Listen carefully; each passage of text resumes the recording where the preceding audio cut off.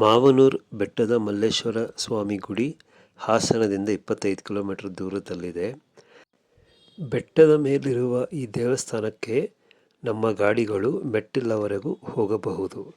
ಇಲ್ಲಿನ ವಿಶೇಷತೆ ಏನೆಂದರೆ ಈ ದೇವಸ್ಥಾನದ ಸುತ್ತಲೂ ಹಸಿರಾದ ಬೆಟ್ಟಗಳಿದ್ದು ಅವುಗಳ ಮೇಲೆ ಅಲ್ಲಲ್ಲಿ ನಾವು ವಿಂಡ್ ಮಿಲ್ಗಳನ್ನು ನೋಡಬಹುದು.